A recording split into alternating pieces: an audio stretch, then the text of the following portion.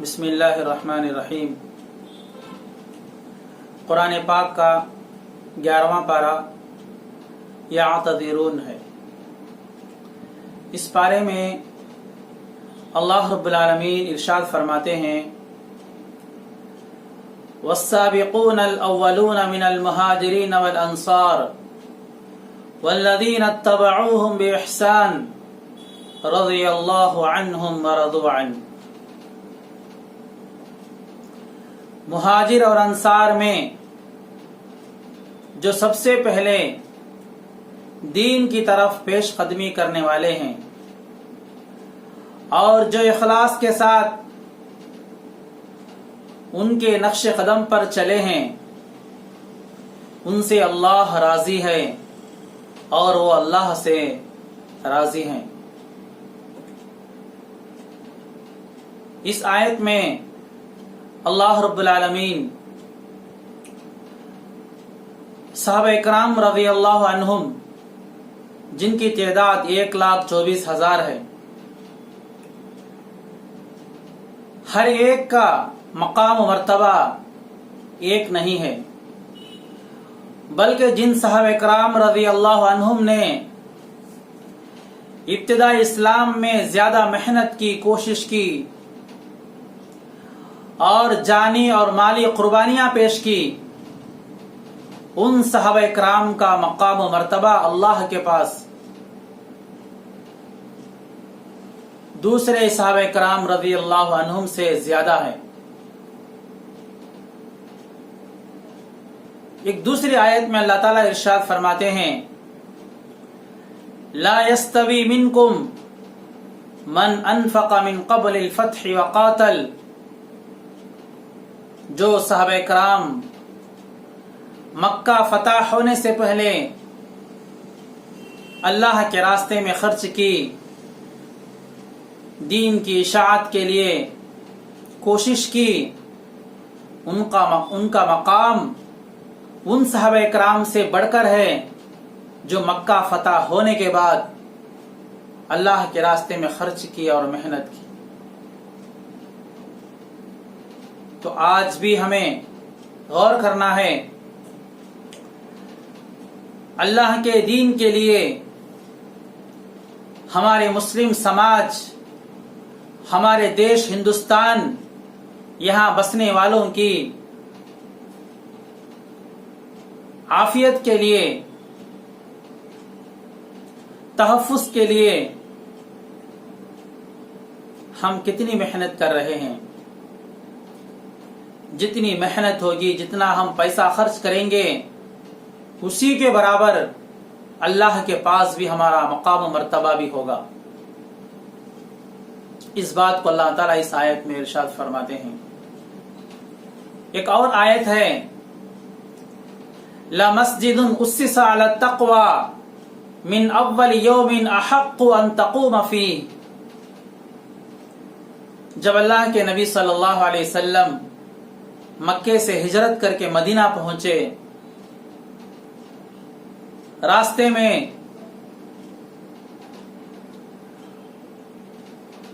قباء میں ٹھہرے، وہاں پر نماز ادا کی، تو وہاں کے لوگوں نے جس جگہ پر آپ صلی اللہ تعالی علیہ وسلم نے نماز ادا کی تھی وہاں پر ایک مسجد کو تعمیر کی۔ اس مسجد کا نام مسجد تقوی ہے۔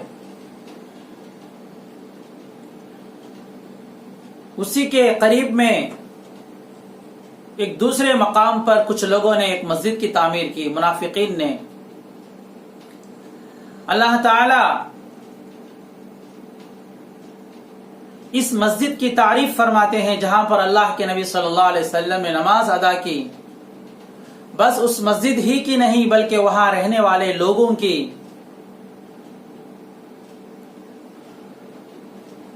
تو اسلام میں ایک مسجد کی بڑی اہمیت ہے۔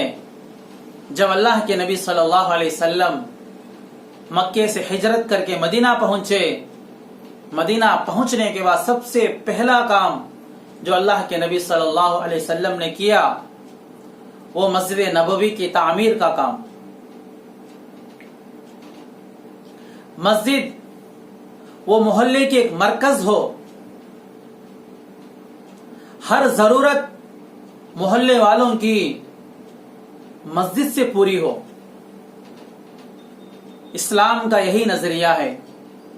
मस्जिद सिर्फ इबादत के लिए नहीं, हर जरूरत लोगों की मस्जिद से हो। ये अल्लाह के नबी सल्लल्लाहु अलैहि वसल्लम की जो मस्जिद नबवी, वो हमारे लिए एक नमूना है। उम्मत की तरक्की मस्जिद से हो, मस्जिद सिर्फ इबादत के लिए नहीं। आज हम देखते हैं हमारी मस्जिदें सिर्फ इबादत के लिए महदूद हो गईं। जहां मस्जिद होती है वहां बच्चों के लिए तालीम गाह भी हो, बड़ों के लिए तालीम गाह भी हो, जिसके अंदर सुबह में अगर मकतब अगर कायम है, उसी मस्जिद के इहाते में मोहल्ले वालों के लिए शाम में ट्यूशन का भी इंतजाम हो। अगर मस्जिद में इतनी सहूलत है, मस्जिद की जमीन इतनी बड़ी है, नमाज के अलावा बहुत सारी जगह मौजूद है, तो मस्जिद के पड़ोस में मोहल्ले के बच्चों के लिए एक स्कूल भी कायम हो।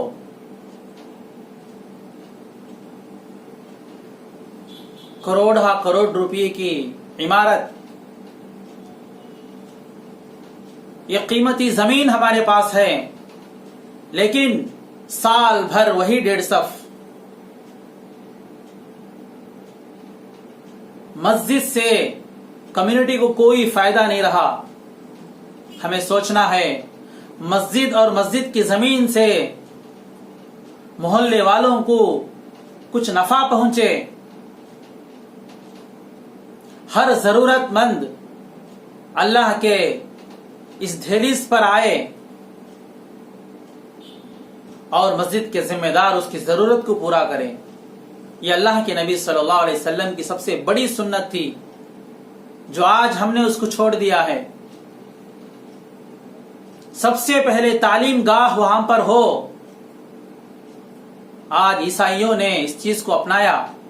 हर चर्च के बाजू में एक स्कूल आपको मिलेगी, इसीलिए वो आगे हैं।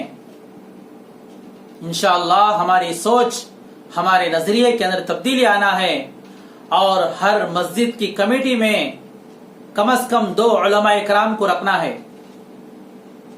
तभी जाकर ये कम्युनिटी की, मोहल्ले की तरक्की हो सकती है, क्योंकि वो इस्लाम और अल्लाह के नबी सल्लल्लाहु अलैहि वसल्लम के उस जमाने की मस्जिद के हालात को बेहतर तरीके से जानते हैं। और आज हमारे मसाजिद से किसी को कोई नफा नहीं है, सिर्फ इबादत के हद तक महदूद हो गए। उसके बाद अल्लाह ताला फरमाते हैं, वमन अज़लमु मिम्मन मनअ मसाजिद अल्लाह। उससे बड़ा जालिम, दुनिया में तो बहुत सारे जालिम हैं, उससे बड़ा जालिम कौन हो सकता है जो लोगों को अल्लाह के घर में आने से, इबादत करने से रोकता है। हर मस्जिद में इतनी सहूलत हर वक्त हो, एक मुसाफिर, एक आदमी अल्लाह के घर में आए, क़ज़ाए हाजत से फारिग होकर अच्छी तरह वजू करके 2 रकात नमाज पढ़ने की सहूलत हर मस्जिद में होना जरूरी है। हिफाजत कैसे करेंगे आप? हिफाजत के सारे चीजें मस्जिद के अंदर के हिस्से में रखकर आप लॉक डालिए।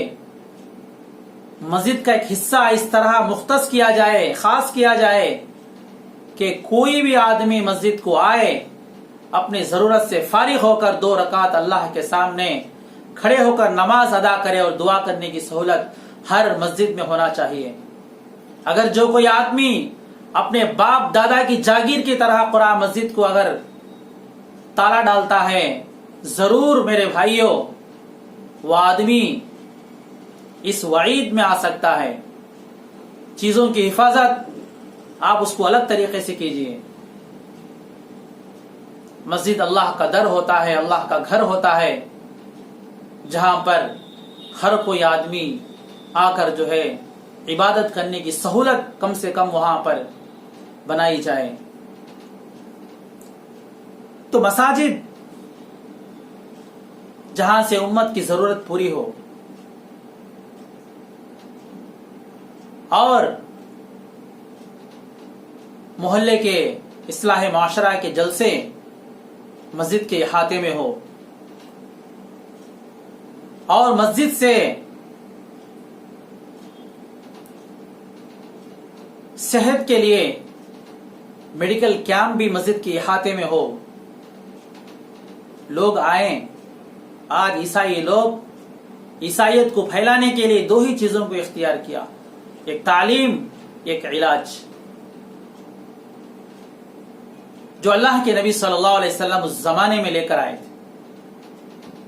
हफ्तेवारी या महीने में एक मर्तबा मस्जिद के अहाते में मेडिकल कैंप भी रखा जाए ताकि लोगों को मुफ्त में दवाई का इंतजाम हो। जो जनरल जो बीमारी है, शुगर है, बीपी है, ऐसे लोग मोहल्ले के अंदर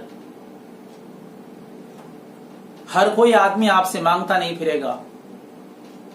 अल्लाह ताला खुद कुरान में फरमाते हैं, बहुत सारे लोग ऐसे हैं जो मांगते नहीं हैं, तुम मांगने वालों को भी दो, जो नहीं मांगते हैं उनके घर तक पहुंचकर उनको दो। तो आज जरूरतमंदों की जरूरत को हमें समझना है। मसाजिद को बाप दादा की प्रॉपर्टी की तरह, खजाने पर अजदही की तरह आप मुसल्लत नहीं होना है, बल्कि मस्जिद को कम्युनिटी के लिए यूज में लेकर आना है, इस्तेमाल में लेकर आना है। और उसके लिए मसाजिद की आमदनी भी बढ़ाना है। मस्जिद के अतराफ में अगर दुकानें रूम्स बनने की जरूरत पड़ी तो उसको बनाना है और आमदनी को बढ़ाना है। एक साहब जुमे के मौके पर कह रहे थे, हमने तवक्कुल करके, अल्लाह पर भरोसा करके मस्जिद के लिए कोई आमदनी का जरिया हमने नहीं बनाया। और जुमे में तमाम लोगों से कह रहे थे, आप हुंडी के अंदर ज्यादा से ज्यादा पैसा डालें, मस्जिद के सारे जरूरियात हैं। ये कौन सा तवक्कुल है?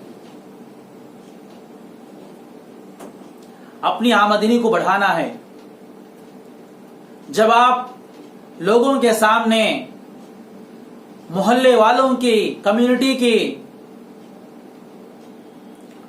तरक्की के लिए जब आप काम करेंगे, आपको पैसा भी आएगा।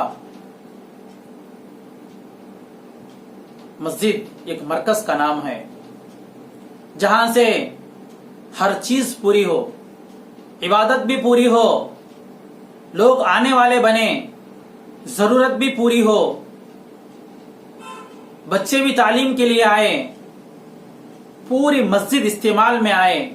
वरना क्या होता है, मस्जिद आलीशान मस्जिद है, करोड़ रुपये लोगों का पैसा मस्जिद को बनाया गया, लेकिन साल भर वही 1.5 सफ।